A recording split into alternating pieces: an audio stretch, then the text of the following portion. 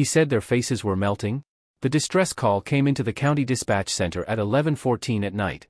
The audio recording of that call remains unsettling even today for anyone who hears it.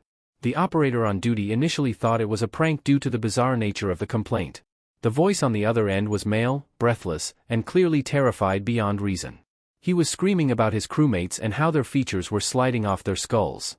He claimed their eyes had turned into giant black holes that swallowed their faces. The call cut out abruptly after 90 seconds due to poor signal reception in the mountains. It was November of 2011, and the weather in the Cascades was turning brutal. The call was traced to a temporary logging survey camp known as Outpost 7. Arthur Penhaligon was the regional safety manager responsible for overseeing these remote operations. He was 52 years old and had spent 3 decades navigating the timber industry in the Pacific Northwest. He was a practical man who dealt in risk assessments, equipment failure logs, and structural integrity reports. He did not deal in ghost stories or hysterical reports of supernatural disfigurement. When the county sheriff contacted him regarding the bizarre transmission, Arthur assumed it was a drug issue. He figured the crew had smuggled something up there to pass the long, isolated nights. He agreed to meet the deputies at the trailhead at dawn to escort them up the treacherous service road. The drive up to Outpost 7 took nearly 2 hours in 4-wheel drive due to the mud. The rain had been falling steadily for 3 days, turning the dirt tracks into slick chutes of clay. The towering Douglas firs crowded the road, blocking out most of the morning light. It felt like driving into a subterranean tunnel rather than climbing a mountain. The camp itself was situated in a small clearing intended to be a staging area for future timber harvesting. When they arrived, the site was eerily quiet except for the relentless drumming of rain on tarp sheds. The main generator was silent, which was the first sign that normal protocols had broken down completely. Arthur led the 2 deputies toward the main crew tent, stepping over scattered tools and mud-caked equipment. The door flap to the mess tent was torn open, flapping miserably in the cold wind. Inside, the scene suggested a sudden and violent interruption of a routine meal. 3 metal plates held cold, half-eaten portions of beef stew. A chair was overturned, and a heavy cast-iron pot lay on its side on the dirt floor. The stew had spilled out, congealing in the cold mud near the propane burners. There were no bodies, but there were signs of a frantic struggle to escape the enclosure. Boots were left by the door, suggesting the men had fled into the freezing night in only their socks. They found Leo Vance holed up in the equipment shed 50 yards away from the main sleeping quarters.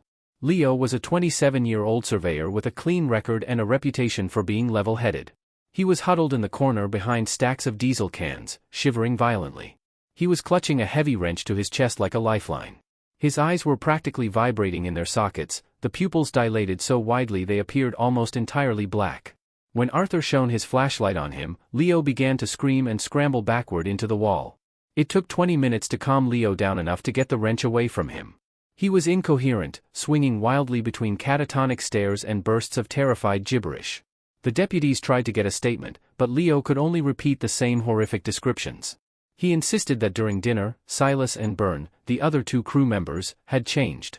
He said their skin turned gray and started to drip like hot wax. He claimed their eyes got bigger and bigger until there was no face left, just blackness. He was convinced they were no longer human and were hunting him down out in the woods.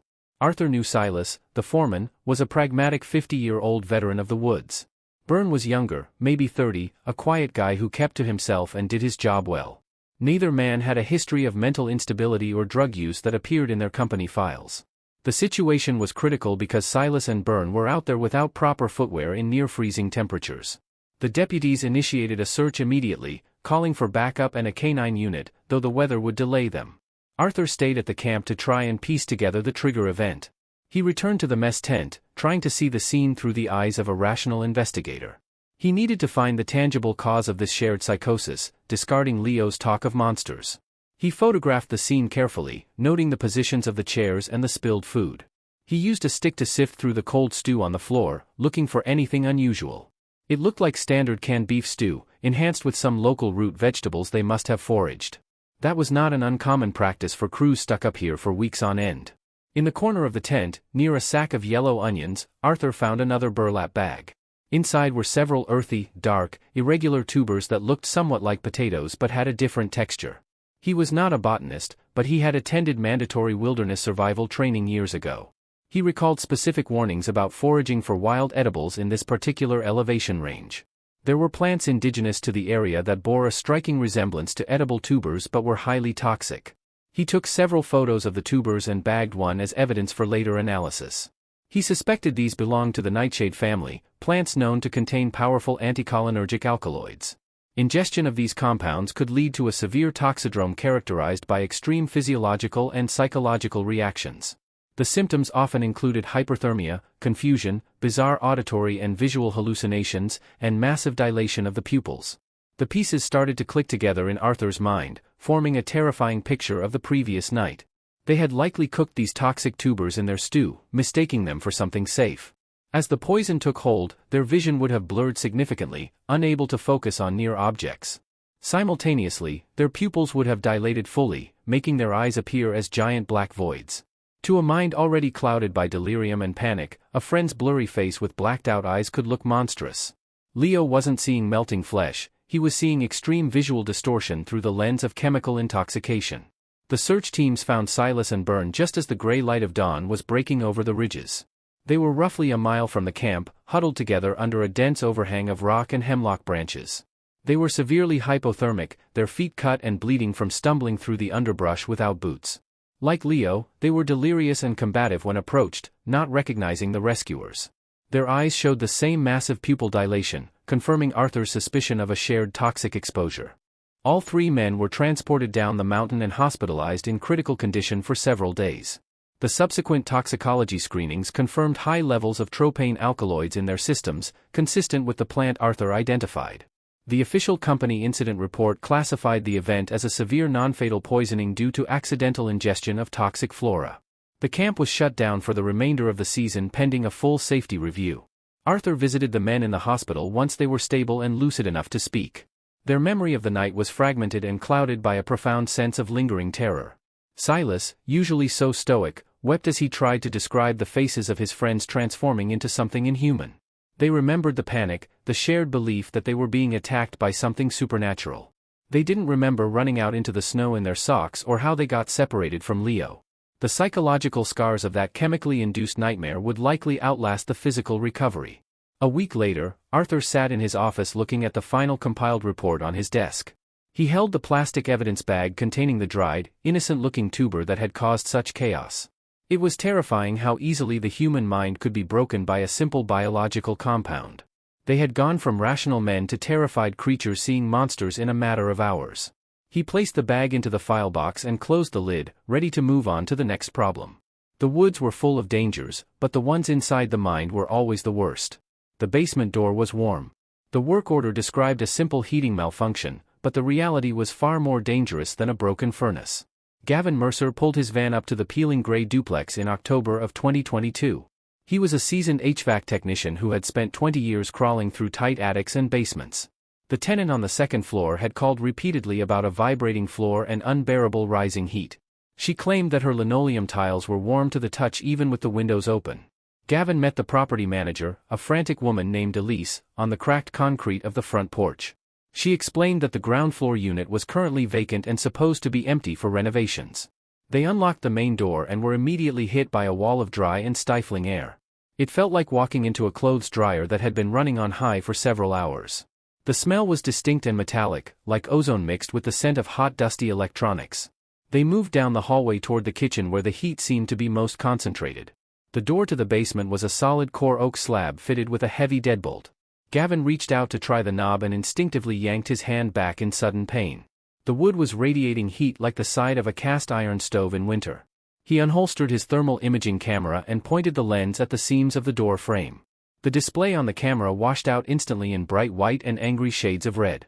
The surface temperature of the door was reading 130 degrees Fahrenheit and climbing steady. There was no smoke and no crackling sound of burning timber, which confused the veteran technician. A typical structure fire would have already consumed the oxygen and blown the windows out by now. Gavin told Elise to evacuate the building immediately while he called the local fire department dispatch. He retreated to the street and watched the house, expecting flames to erupt from the siding.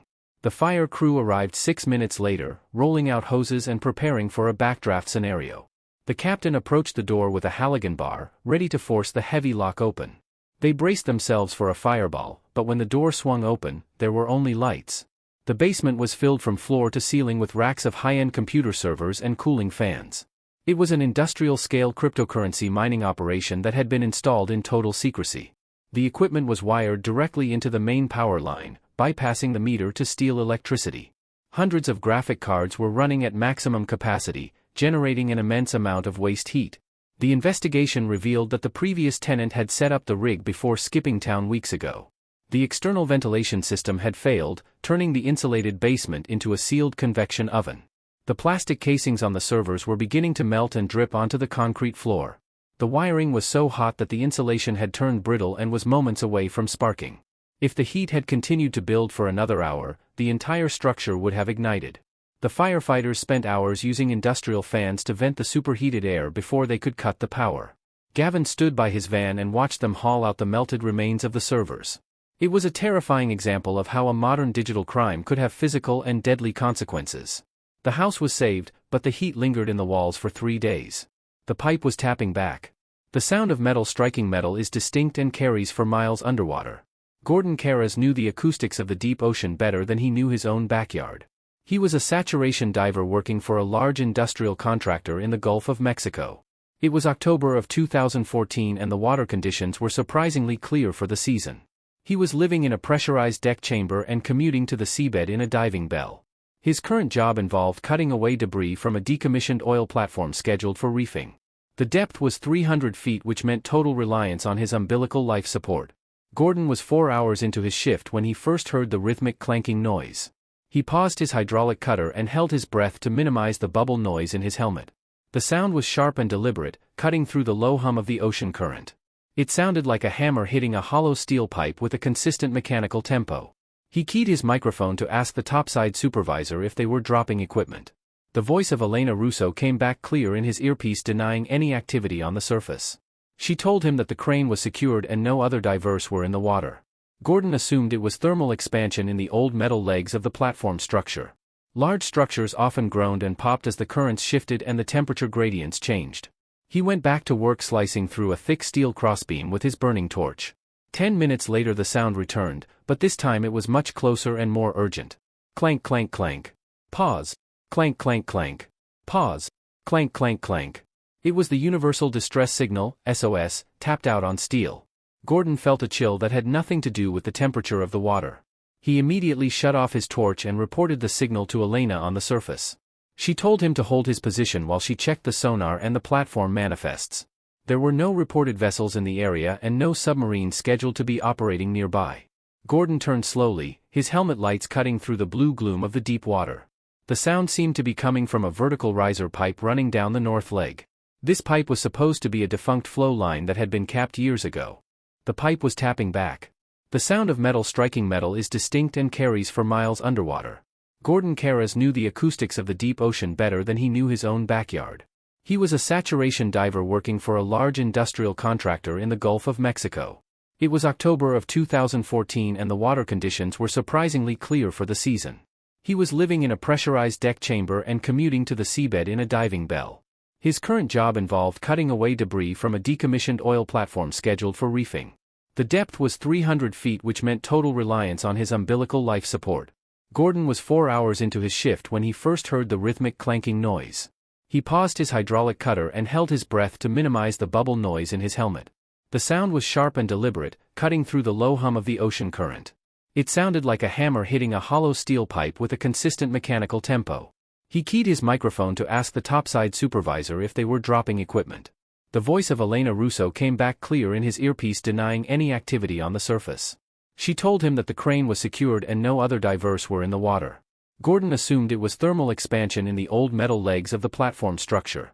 Large structures often groaned and popped as the currents shifted and the temperature gradients changed. He went back to work slicing through a thick steel crossbeam with his burning torch. 10 minutes later the sound returned, but this time it was much closer and more urgent. Clank, clank, clank. Pause. Clank, clank, clank. Pause. Clank, clank, clank. It was the universal distress signal, SOS, tapped out on steel. Gordon felt a chill that had nothing to do with the temperature of the water. He immediately shut off his torch and reported the signal to Elena on the surface. She told him to hold his position while she checked the sonar and the platform manifests. There were no reported vessels in the area and no submarines scheduled to be operating nearby. Gordon turned slowly, his helmet lights cutting through the blue gloom of the deep water. The sound seemed to be coming from a vertical riser pipe running down the north leg. This pipe was supposed to be a defunct flow line that had been capped years ago. The footprints stopped halfway. The report came in regarding a missing hiker in the Deschutes National Forest in late October of 2019. The missing man was named Kieran Voss, a 34-year-old experienced trekker from Bend. He had filed a detailed trip plan with his sister, intending to complete a solo loop around the Three Sisters Wilderness. When he failed to check in on Sunday evening, his family waited 12 hours before contacting the authorities. By Monday afternoon, the county search and rescue team was deployed to the trailhead where his truck was parked. Corinne Hart was the volunteer team leader for that sector, a woman who had spent 40 years in these mountains. She knew the terrain was unforgiving, filled with loose scree, hidden lava tubes, and sudden weather shifts. The initial search was optimistic, as Kieran was well equipped and the weather had been unusually mild and clear. They found his first campsite exactly where his itinerary said it would be, roughly 8 miles in. The tent was packed away neatly, and there were no signs of a struggle or animal predation. The trouble began on the second day when the teams moved into the higher elevation zones near the tree line. The ground here was a mix of volcanic rock and patches of hard, wind-blown snow that held tracks well. Corinne spotted a set of boot prints veering off the main trail, heading toward a rugged ridge line. The tread matched Kieran's hiking boots, a distinct lug pattern that they had photographed from his spare pair. The strange part was the direction, as the ridge led to a dead end of sheer cliffs. She radioed the coordinates to the base camp and began to follow the deviation with her partner, a deputy named Miller. They tracked the boots for 2 miles across a desolate landscape of gray rock and scrub brush. The stride length was consistent, suggesting Kieran was walking with purpose and not injured or stumbling. He wasn't running, which ruled out an immediate flight from a bear or cougar attack. He was simply walking calmly into a box canyon that offered no exit and no water source. The canyon was a geological cul-de-sac, surrounded on 3 sides by vertical walls of crumbling basalt rising 200 feet. As Corinne and Miller entered the throat of the canyon, the silence was heavy and absolute. The wind died down, blocked by the high walls, creating a vacuum of stillness that felt unnatural. The boot prints continued down the center of the sandy wash, heading straight for the back wall. They walked for another 20 minutes until they reached the terminus of the canyon, a flat arena of red dust. The footprints went straight to the center of the clearing and then simply stopped. There were no return tracks, no shuffling or pacing marks, and no disturbance in the soil. It looked as if Kieran had reached that specific spot and vanished into the thin mountain air. Corinne circled the area, widening her perimeter to look for signs that he might have jumped to a rock. The nearest boulders were 30 feet away, far beyond the leaping distance of any human being. The dust around the final footprints was pristine, unbroken by any other impact or slide marks. Miller suggested that perhaps the wind had scrubbed the tracks away, but the final prints were deep and sharp. If the wind had erased the exit tracks, it would have erased the entry tracks as well. They stood there for a long time, scanning the cliff walls for any sign of a climb. The basalt was rotten and loose, impossible to scale without ropes and pitons, neither of which Kieran carried. There were no bodies at the base of the cliff, ruling out a fall from above. The drone team flew the area an hour later, scanning every crevice and ledge with high-definition cameras. They found nothing but rock and ice, confirming that Kieran was not in the canyon. The investigation stalled for weeks, with theories ranging from a staged disappearance to a freak weather anomaly. Corinne could not shake the image of those lonely boot prints ending abruptly in the middle of nowhere. She returned to the site a month later, just before the heavy winter snows were predicted to close the access roads. She wanted to walk the scene one last time, hoping her subconscious might notice a detail she had missed. She hiked into the canyon alone this time, the gray sky pressing down on the peaks like a lead lid. When she reached the spot where the tracks had ended, she noticed something near the base of the cliff wall. It was a small, unnatural pile of rocks that looked like a cairn, but hastily constructed. It was tucked behind a scrub bush, almost invisible unless you were standing at the exact dead end. She dismantled the pile carefully and found a yellow waterproof notebook, the kind Kieran was known to carry. It was wrapped in a plastic sandwich bag to protect it from the moisture of the ground. She opened it to the last used page, her hands trembling slightly in the biting cold wind. The entry was dated the day he went missing, but the time was written as 3 in the morning. The handwriting was jagged and frantic, a stark contrast to the neat logs on the previous pages. Kieran wrote that he had been followed for 2 days by something that mimicked his whistles. He claimed that every time he stopped to rest, the distance between him and the follower closed significantly. He wrote that he had moved into the canyon to corner himself so he could face whatever it was. The final sentence was the most chilling part of the discovery, scrawled so hard the pen had torn the paper. He wrote that he could see the follower now and that it was walking down the cliff face like a spider. He described it as having too many limbs and wearing the clothes of a hiker he had met days ago. The journal ended there, leaving only the blank yellow pages fluttering in the sudden gust of wind. Corinne pocketed the notebook and looked up at the sheer, impossible wall of the canyon. The drone footage had shown no caves, no ledges, and no way for anything to descend without gear. Yet, high up on the rock face, about 80 feet off the deck, she saw a flash of color. It was a splash of bright blue synthetic fabric, snagged on a sharp outcropping of stone. She used her binoculars to focus on the object, her breath catching in her throat as the image sharpened. It was Kieran's blue windbreaker, torn and fluttering like a flag of surrender against the dark rock. It was wedged into a crack that was barely wide enough for a hand, let alone a human body. The physics of how it got there were impossible unless someone, or something, had carried it up. She backed out of the canyon slowly, keeping her eyes fixed on the cliffs until tracking turned the corner. The official report was amended to state that evidence was found suggesting a fatal climbing accident. The authorities posited that he had attempted a free solo climb in a fugue state and fallen into a crevasse. The body was never recovered, likely buried under the rockfalls that plague that valley every winter. Corinne retired from the search and rescue team the following spring, citing knee issues and fatigue. She never told the family about the final entry in the journal, sparing them that specific nightmare. She keeps the notebook in a safe in her garage, locked away where she doesn't have to see it. Sometimes, when the wind howls around the eaves of her house, she thinks about those footprints. She wonders if they stopped because he was taken up, lifted into the dark by something that defies gravity. The mountains are vast and old, and they keep their secrets buried under silence and stone. The extra room was breathing. The renovation project on the chaotic outskirts of Seattle was supposed to be a standard flip. Elias Thorne was the general contractor hired to gut the interior of a craftsman bungalow built in 1920. He was a 40-year-old veteran of the trade who had seen every kind of structural rot imaginable. The homeowner was a young tech investor who wanted the original layout opened up for a modern aesthetic. The demolition phase was proceeding on schedule until the crew reached the hallway on the second floor. They discovered a discrepancy between the external measurements of the house and the internal square footage of the bedrooms. There was a void space roughly 4 feet wide sandwiched between the master suite and the main bathroom. Elias assumed it was a sealed chase for an old chimney or perhaps a forgotten plumbing stack. He consulted the original blueprints from the county archives, but the space was simply labeled as storage. It had been walled over with lath and plaster sometime in the last 50 years.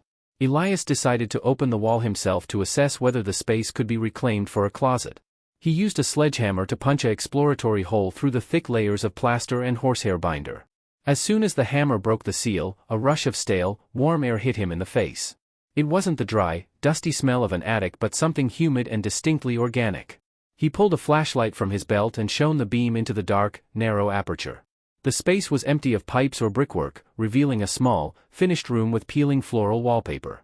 It looked like a nursery or a sewing room that had been entombed without being dismantled. Elias stepped back to widen the hole, intending to climb inside and check the floor joists. That was when he noticed the plastic drop cloth he had taped over the doorway was moving. The plastic sheet was bowing outward into the hallway, stretching tight against the masking tape. It held that inflated position for 4 seconds before sucking back in with a sharp snap. The plastic concave pressed against the door frame as if a vacuum had been activated inside the wall. Then, for seconds later, it ballooned outward again with a rhythmic, deliberate cadence. The room was inhaling and exhaling with the steady, heavy tempo of a sleeping giant. Elias ordered his crew to evacuate the second floor, fearing a sudden shift in atmospheric pressure or gas leak. He was a rational man who understood the physics of air exchange in old, drafty houses. He assumed there was a broken window or a roof leak creating a wind tunnel effect. He grabbed an anemometer from his truck to measure the velocity of the air moving through the hole.